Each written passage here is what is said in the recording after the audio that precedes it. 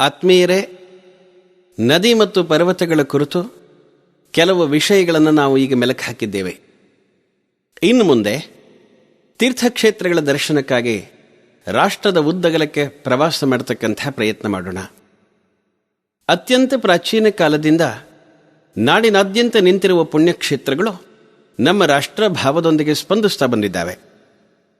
ಅವು ಸಮನ್ವಯದ ಸಾಧನೆಗಳಾಗಿಯೂ ಭಾರತದ ಏಕತೆಯ ಜೀವಂತ ಸಾಕ್ಷಿಗಳಂತೆಯೂ ಕೆಲಸ ಮಾಡಿದ್ದಾವೆ. ನಮ್ಮ ಶ್ರೇಷ್ಠವಾದ ಸಂಸ್ಕೃತಿ ಮತ್ತು ನಡವಳಿಕೆಗಳ ವಿಕಾಸ ಹಾಗೂ ಪ್ರಸಾರಗಳಲ್ಲಿ ಈ ಕ್ಷೇತ್ರದ ಕೊಡುಗೆ ಅಪೂರ್ವವಾದದ್ದು. ನಾವು ಮುಂಜಾನೆ ಸ್ಮರಿಸಿ ಕೃತಜ್ಞತೆ ಸಲ್ಲಿಸುವ ಅನೇಕ ಸಂಗತಿಗಳಲ್ಲಿ ಮೋಕ್ಷದಾಯಕ ಸಪ್ತಪುರಿಗಳು ಸೇರಿದ್ದಾವೆ. ಇಡೀ ರಾಷ್ಟ್ರಕ್ಕೆ ಈ ನಗರಗಳ ಬಗ್ಗೆ ಪೂಜ್ಯ ಭಾವನೆ ಇದೆ. ಅಯೋಧ್ಯ, ಮಥುರಾ, ಮಾಯಾ, ಕಾಶಿ, ಕಾಂಚಿ, ಅವಂತಿಕಾ, ಪುರಿ, ದ್ವಾರಾವತಿ ಚೈವ ಸಪ್ತೈತ ಮೋಕ್ಷದಾಯಿಕಾ.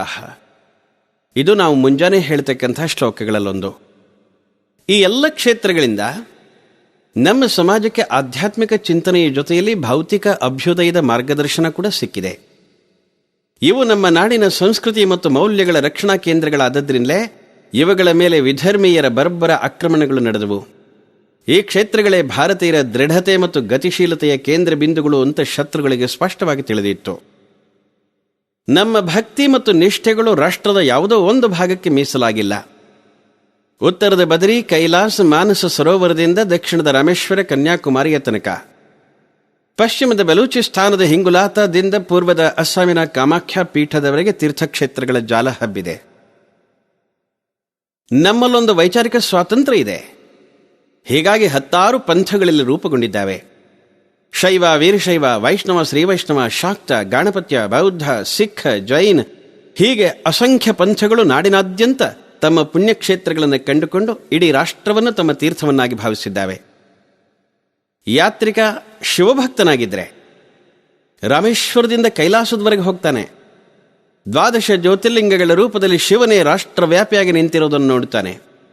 ಸೌರಾಷ್ಟ್ರದ ಸೋಮನಾಥ, ಶ್ರೀಶೈಲದ ಮಲ್ಲಿಕಾರ್ಜುನ, ಉಜ್ಜಯಿನಿಯ ಮಹಾಕಾಲ, ನರ್ಮದಾ ತೀರದ ಓಂಕಾರೇಶ್ವರ, ಪರಳಿಯ ವೈದ್ಯನಾಥ, ಢಾಕಿನಿ ಕ್ಷೇತ್ರದಲ್ಲಿ ಭೀಮಶಂಕರ, ತಮಿಳುನಾಡಿನ ಸೇತುಬಂಧ ರಾಮೇಶ್ವರ, ದಾರುಕಾವನದ ನಾಗೇಶ, ಕಾಶಿಯ ವಿಶ್ವನಾಥ, ನಾಸಿಕದ ಬಳಿ ಗೋದಾವರಿ ಉಗಮ ಸ್ಥಾನದಲ್ಲಿ ನೆಲೆ ನಿಂತ ತ್ರಂಬಕೇಶ್ವರ, ಹಿಮಾಲಯದ ಕೇದಾರನಾಥ ಮತ್ತು ಎಲ್ಲೋರಾದ ಘೋಷ್ಮೇಶ್ವರ, ಹೀಗೆ ಇಡೀ ರಾಷ್ಟ್ರವೇ ಶಿವಸ್ವರೂಪಿ ಅಂತ ಅನ್ಸುತ್ತೆ.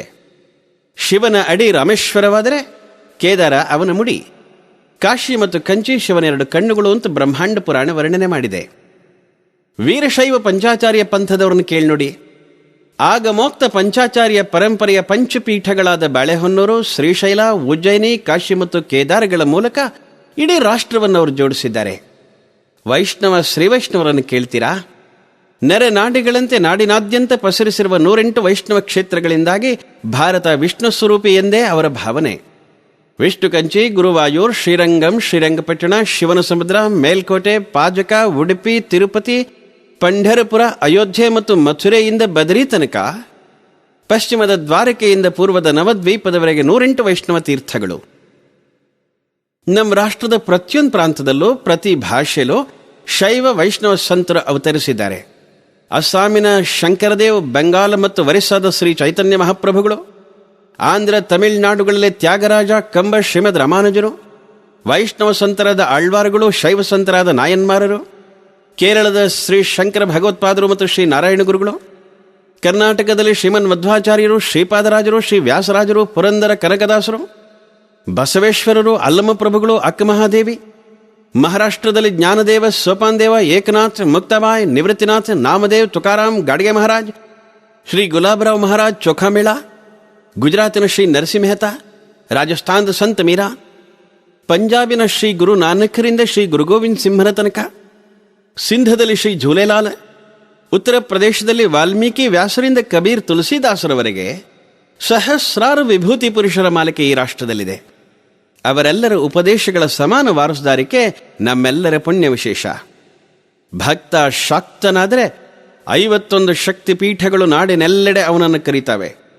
ಕನ್ಯಾಕುಮಾರಿ, ಕಂಚಿ ಕಾಮಾಕ್ಷಿ, ಮಧುರೆ ಮೀನಾಕ್ಷಿ, ಕಲ್ಲೂರಿನ ಮೂಕಾಂಬಿಕೆ, ಮೈಸೂರಿನ ಬೆಟ್ಟದ ಚಾಮುಂಡಿ, ಶ್ರೀಶೈಲದ ಭ್ರಮರಾಂಬ, ಕೊಲ್ಹಾಪುರದ ಮಹಾಲಕ್ಷ್ಮಿ, ಉಜ್ಜಯಿನಿಯ ಮಂಗಳ್ಳಿ ಚಂಡಿಕಾ, ಪ್ರಯಾಗದ ಶ್ರೀ ಲಲಿತಾ, ಕಾಶಿಯ ಶ್ರೀ ಅನ್ನಪೂರ್ಣ, ಪಾಟ್ನಾದ ಭವಾನಿ, ಢಾಕಾದ ಭವಾನಿ, ಕಲ್ಕತ್ತೆಯ ಕಾಳಿ, ಅಸ್ಸಾಮಿನ ಕಾಮಾಕ್ಷಿ, ಶ್ರೀನಗರದ ಕ್ಷೀರ ಭವಾನಿ, ಪಾಕಿಸ್ತಾನಕ್ಕೆ ಸೇರಿರ್ತಕ್ಕಂಥ ಬಲೂಚಿಸ್ತಾನದಲ್ಲಿನ ಹಿಂಗುಲಾಂಬಿಕೆ, ಹಿಮಾಲಯದ ತಪ್ಪಲಿನ ವೈಷ್ಣೋದೇವಿ ಮತ್ತು ಜ್ವಾಲಾಮುಖಿ, ತ್ರಿಪುರಾದಲ್ಲಿನ ತ್ರಿಪುರ ಸುಂದರಿ, ಕುರುಕ್ಷೇತ್ರದ ಭದ್ರಕಾಳಿ, ಹರಿದ್ವಾರದ ಮನ್ಸಾದೇವಿ, ಗಂಡಕಿ, ನಾರಾಯಣಿ, ಉಮಾ, ಹೀಗೆ 51 ಶಕ್ತಿಪೀಠಗಳು ಭಾರತವನ್ನು ಜೋಡಿಸಿದ್ದಾವೆ.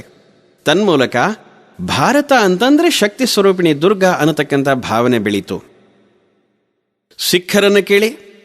ಸಿಖ್ ಪಂಥ ನಮ್ಮ ಸಮಾಜದ ಆಧ್ಯಾತ್ಮಿಕ ವಲಯದ ಒಂದು ಅವಿಭಾಜ್ಯ ಅಂಗ.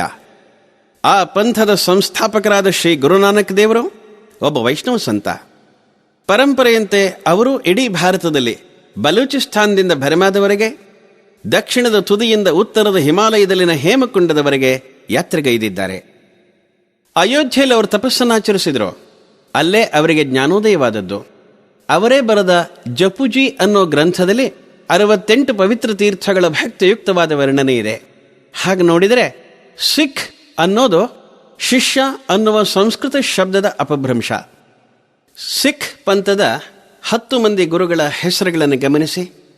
ಶ್ರೀ ನಾನಕ್ ದೇವ್, ಶ್ರೀ ಅಂಗದ ದೇವ್, ಶ್ರೀ ಅಮರದಾಸ್, ಶ್ರೀ ರಾಮದಾಸ್, ಶ್ರೀ ಅರ್ಜುನದೇವ್, ಶ್ರೀ ಹರಿಗೋವಿಂದ, ಶ್ರೀ ಹರಿರಾಯ್, ಶ್ರೀ ಹರಿಕೃಷ್ಣ, ಶ್ರೀ ತೇಗ್ ಬಹಾದ್ದೂರ್, ಗುರುಗೋವಿಂದ ಸಿಂಹ, ಈ ಎಲ್ಲವೂ ನಮ್ಮ ಪುಣ್ಯ ಪುರುಷರ ಹೆಸರುಗಳೇ. ಸಿಖ್ಖರ ಪವಿತ್ರ ಗ್ರಂಥವಾದ ಶ್ರೀ ಗುರುಗ್ರಂಥ ಸಾಹೇಬ್ದಲ್ಲೇ ಸಾವಿರಾರು ಸಲ ರಾಮ, ಹರಿ, ಪ್ರಭು, ಗೋಪಾಲ, ಗೋವಿಂದ, ಪರಬ್ರಹ್ಮ, ಮುಕುಂದ, ಮಾಧವ, ಪರಮೇಶ್ವರ ಈ ಎಲ್ಲ ಶಬ್ದಗಳಿದ್ದಾವೆ. ನಮ್ಮ ಧರ್ಮ ರಕ್ಷಣೆಗಾಗಿ ಶ್ರೀ ಗುರು ಅರ್ಜುನ್ ದೇವ್, ಶ್ರೀ ಗುರು ತೇಗ್ ಬಹಾದ್ದೂರ್ ಬಲಿದಾನ ಮಾಡಿದರು. ಶ್ರೀ ಗುರು ಗೋವಿಂದ ಸಿಂಹರ 4 ಮಕ್ಕಳು ಎಳೆ ವಯಸ್ಸಿನಲ್ಲೇ ದೇಶ ಧರ್ಮಗಳ ಸಲುವಾಗಿ ಬಲಿದಾನ ಮಾಡಿದರು.